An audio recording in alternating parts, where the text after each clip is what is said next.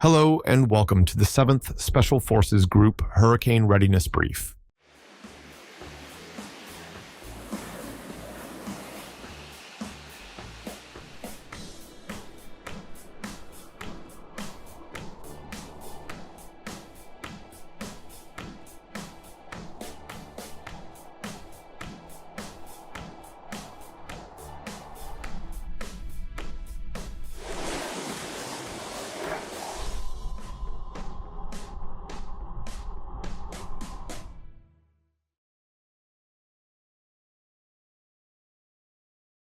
Here's your agenda for today's Hurricane Readiness Brief.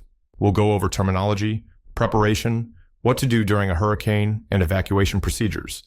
What to do after a hurricane and your entitlements. Terminology. Terminology: watch versus warning. A watch means that conditions are possible within your area. A warning means that hurricane and storm conditions are expected within your area. Pay attention to local weather reports to understand what dangers, if any, will affect your local area. Atlantic Hurricane Climatology. Hurricane season in the Atlantic Basin runs officially from June 1st to November 30th, with the peak of hurricane season occurring around September 10th and a secondary peak around the middle of October. Tropical cyclone intensity and category definitions. The strength of the storm descends from depression, storm, and finally, hurricane based on the strength of the sustained wind. Condition for hurricane corresponds to the time frame until that hurricane reaches landfall. Reminder: category equals strength. Condition or hurricane equals time. Hurricane conditions. Hurricane. Reminder: the term hurricane corresponds to the time until the hurricane reaches landfall. Hurricane 5 means you have 96 hours until the storm reaches landfall. Hurricane 4, 72 hours. Hurricane 3, 48 hours. Hurricane 2, 24 hours. And finally, Hurricane 1, 12 hours. Within Hurricane 1, you have Hurricane 1 Charlie, which stands for caution. Hurricane 1 Echo, which stands for emergency. All outside activity is strictly prohibited. And finally, Hurricane 1 Romeo. This is recovery where emergency responders and damage assessment teams are released. Watches, warnings, and forecast tracks. All social media updates will be disseminated in this format from 7 Special Forces Group and Eglin Air Force Base. The format will include the current information, storm severity, the storm's track, and the count of uncertainty. Hurricane threats. Winds are the most well-known impact in tropical storms and hurricanes. Hurricane-force winds can easily damage or destroy mobile homes and other non-permanent structures, often moving them well away from their foundations. The strongest hurricanes can have winds in excess of 155 miles per hour. Flooding from tropical storms is not correlated with the intensity of the storm system, but instead with the relative speed of the storm. Slow-moving tropical storms and hurricanes often produce large amounts of rain, which can lead to significant flooding at inland locations. Flooding impacts can occur hundreds of miles away from the center of the storm or from the remnants of a formal tropical system. Tornadoes associated with tropical storms typically form in the right front quadrant of the storm relative to the direction of forward movement. If you were looking at the storm like it was a clock, this would be the area from about noon to 3 o'clock in the direction of the storm's movement. Storm surge is the term used to describe the wall of water that is pushed towards the shoreline as a hurricane moves on shore. Approximately 90% of all deaths in hurricanes worldwide are caused by drowning, either a storm surge or flooding. Those living in coastal and near coastal communities should know if or in which evacuation zone they reside, as well as the elevation of their property. Go to floridadisaster.org/knowyourzone to find out what zone you live in. Evacuation. Administrative dismissal. Administrative dismissal is authorized by Eglin Air Force Base, 96 Test Wing Commander, or the 7 Special Forces Group Commander. It is defined by employees released from duty because all or part of an activity is closed, or it is in the public interest. Types of dismissal include early dismissal, late reporting, and full base closure, for the reason being whatever emergency conditions exist, such as severe weather. Okaloosa County evacuation. A local state of emergency, or LSE, must be in place before evacuation orders can be issued. Shelters will open once mandatory evacuation begins. There are 9 listed hurricane shelters in the county. Evacuation decision factors: storm surge, timing based on the arrival of sustained wind, Evacuation area, tourist industry impact. The county will start closing bridges at 40 miles per hour sustained wind. The county will evacuate coastal areas for tropical storm and Cat 1 and 2 hurricanes. Keep in mind that county evacuations could impact Eglin and 7 Special Forces Group personnel, even if those bases do not evacuate. Evacuation decision process. The Eglin Air Force 96 Test Wing Commander, or the 7 Special Forces Group Commander, can issue an order directing the evacuation of military service members. Additionally, state and local authorities will designate specific areas of the counties deemed to be in danger based on the storm's track and projected storm surge. The types of evacuation are voluntary evacuation, recommended evacuation, and mandatory evacuation. Where and when do I evacuate? When you are notified by your commander, keep in mind not all hurricanes equal evacuation. These decisions will be made by the Test Wing Commander or the 7 Special Forces Group Commander during a voluntary evacuation. You will be put on leave status. However, you will not have entitlements paid to you, and keep in mind to evacuate early to avoid traffic. Recommended evacuation. You'll also be put on leave status. However, no entitlements will be paid and expect up to 22 hours of traffic if Okaloosa orders an evacuation. Mandatory evacuation. You will be put on TDY status and you will have entitlements paid. However, you must evacuate in accordance with the minimum distance ordered by the 96 Test Wing Commander or the 7 Special Forces Commander. Preparedness. Determine your risk. Most importantly, you need to know your local evacuation zone. Find out if you live in the evacuation zone, so you are ready to follow evacuation orders. Learn whether a storm surge is a risk in your area. Even if you are inland, develop an evacuation plan. If you live in an evacuation zone, determine how you will evacuate and where you will go in the event of an evacuation order. How will you get to your destination? Be sure to find an alternate route. How can you take care of your pets? You don't necessarily need to travel hundreds of miles to be safe, but always make sure your evacuation destination provides protection from hurricane hazard of inland flooding the rivers, peaks, or dams. Assemble disaster supplies. Devastating hurricanes can lead to long recovery times. We prepare with at least 3 days of supplies or more, including water, non-perishable food, medicine, pet supplies, extra cash, a battery-powered radio, flashlights, and a portable crank for solar power. USB chargers for your cell phones are also important. These supplies are helpful in a disaster, not just a hurricane, so it's always a good idea to have them on hand. Get an insurance checkup. Check with your insurance agency before hurricane season to learn what is covered. Flood insurance requires a simple policy for both owners and renters. Strengthen your home. You can take steps to make your home more resilient to threats from a hurricane. Purchase plywood, steel, or aluminum panels to board up windows and doors and have them on hand. Keep your trees trimmed, secure loose outdoor items and furniture, and find a safe place for your car. Learn how to help your neighbor. Get to know your neighbors and their needs. Many people, especially senior citizens, may need help from neighbors before, during, and after hurricanes. Write down your plan. Once you have made all of these preparations, write them down. It is easy to forget something you planned for in advance. Store your written plan somewhere safe, have photo documentation of valuables, and share your plan with your family and your chain of command. Additionally, you can use the link below to create a Hurricane Plan Center. Preparedness. Page 4 and 5 in your Hurricane Readiness Guide. We recommend you utilize all the QR codes per county for updates to traffic, weather, school districts, and county-specific guidance. Also reference page 16 for critical TRICARE contact information. We also recommend that you ensure all family members have important contact information for relevant medical care. Disaster Kit. Please reference page 8 and 9 in your Hurricane Readiness Guide and the disaster supply checklist on the slide. We always recommend that you start preparing and gathering supplies now before an emergency. Here is a very helpful disaster supply kit checklist list, discussing general items, first aid, important documents, phone numbers, clothing, food, water, POVs, pet cares, and special needs items. Additionally, you can utilize the link below to download this checklist. Special considerations. For special considerations, the Florida Department of Health, in coordination with its county health departments and each local emergency management agency in the state, developed a registry for persons with special needs to register with their local emergency management agency to receive assistance during a disaster. The statewide registry provides first responders with valuable information to prepare for disasters and other emergencies. Providing as much information as possible will allow emergency management officials to plan accordingly for future disasters. You will be emailed periodically to verify the information provided is correct and to make any necessary changes. Eglin Hospital, Labor and Delivery.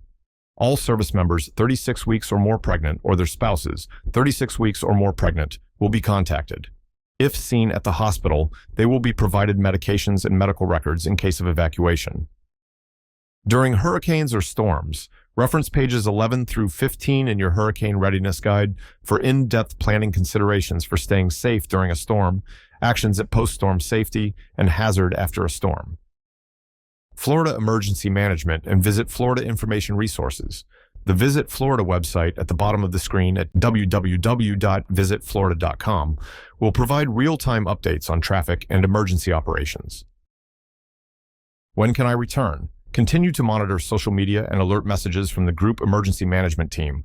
All real-time updates will be provided on the Eglin Air Force Base Facebook page and the 7 Special Forces Group Facebook page. The Eglin Air Force Base Weather Team, along with 7 Special Forces Group Emergency Management Team, will be operating on Eglin in the Emergency Operations Center, providing real-time feedback and updates back to the 7th Group Command Team. Utilize the 2 links to access the 2 Facebook pages. When can I return? Along with checking the social media pages, keep your leadership informed of your location, and through social media or signal chats, you will be informed when to return to work. Proactive recommendation is to research local shelters. You may not know the extent of damage to your home. It is wise to have an understanding of the shelters in your area, as well as shelters that provide accommodations for pets. What if I cannot return home?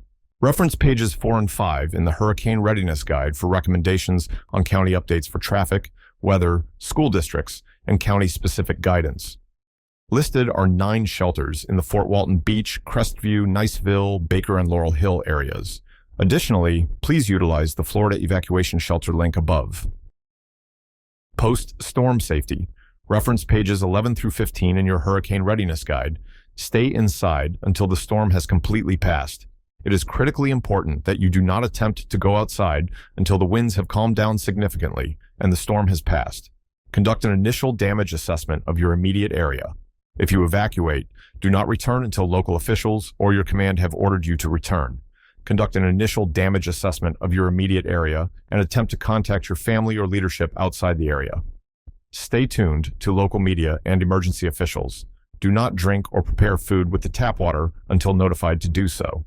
And just remember, days afterwards, be prepared for local road closures and blockages. Although city, county, and state transportation officials plan to clear the roads quickly, it may take a few days to get roads open.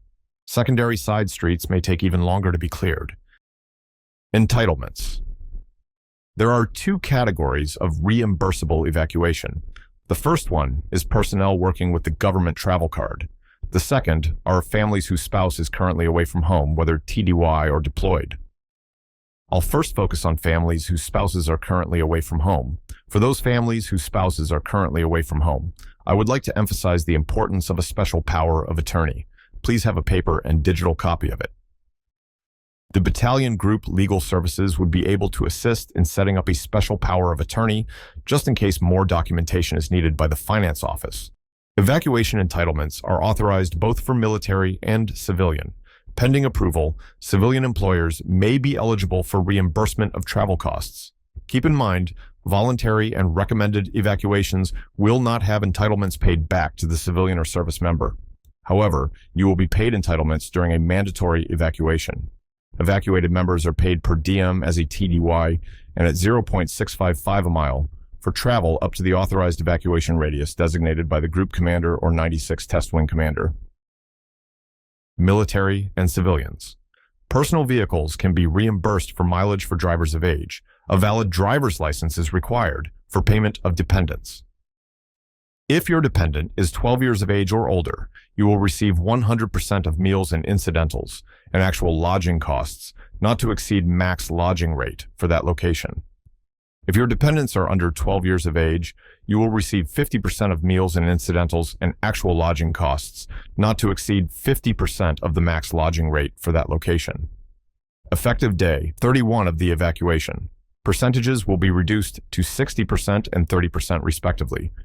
Mileage rings. Eglin Air Force Base 96 Test Wing Commander or the 7 Special Forces Group Commander will designate the maximum distance that will be reimbursed, mileage rate of 0.65 cents per mile for up to 2 POVs during the mandatory evacuation will be allocated. Please stay within the radius. Lodging and per diem. Evacuees traveling inside the designated 300-mile radius will be reimbursed lodging and per diem up to the amount authorized at the safe haven locations.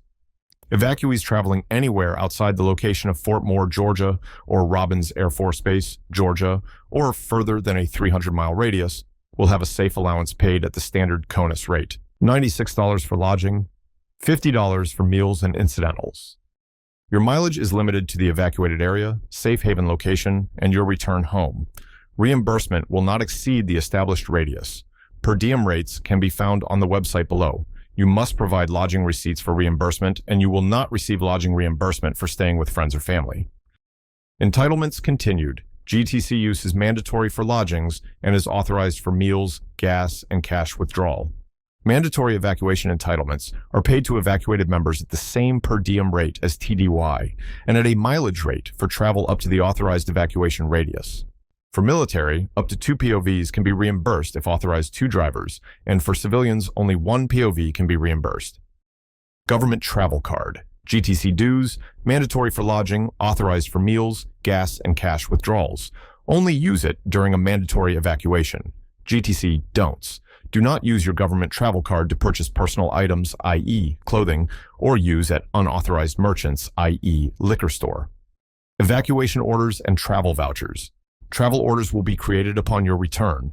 Initial departure is based on 96th Test Wing or 7th Special Forces Group Commander Directive. If you are dependent of a deployed personnel, someone on remote assignment, or without access to a government travel card, contact your first sergeant for filing a cash advance for travel.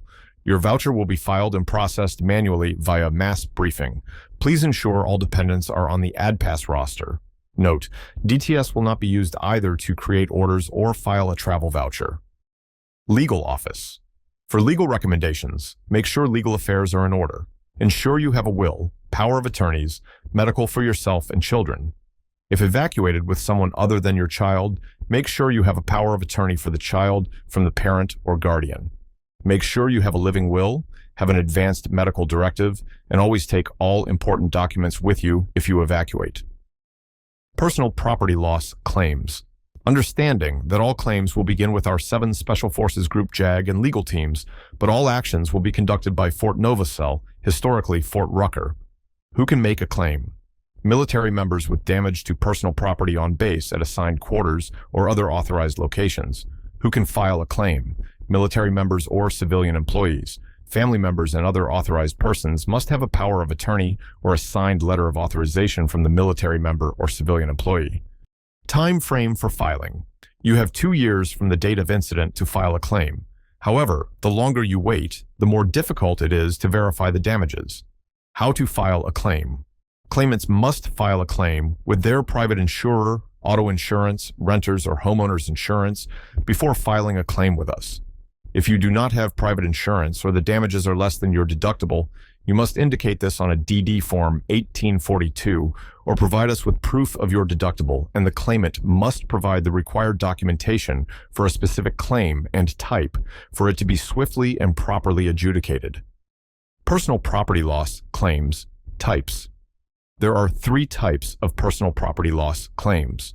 A food spoilage claim requires a power of attorney if applicable, insurance payment breakdown, proof of residence, housing orders, or a letter from dormitory manager, and an itemization breakdown of food loss, with group-like items together for ease of processing. Vehicle damage claims require a power of attorney if applicable, vehicle registration, insurance payment breakdown, and information to support vehicle location and damage sustained, as well as 2 repair estimates. Personal property damage claims require a power of attorney if applicable, insurance payment breakdown, a repair replacement substantiation, proof of residence, and again, please understand that all claims will begin to be assisted with the 7th Group JAG and legal teams that will be actioned by Fort Novasil, historically Fort Rucker. Legal office points of contact. Our sister service claims points of contact are listed below: the U.S. Army, U.S. Navy, Marine Corps, and Coast Guard camps. Our final slide is the 7th Group points of contacts. If you have any questions or need any assistance, please do not hesitate to contact us, and we will ensure you and your families are taken care of.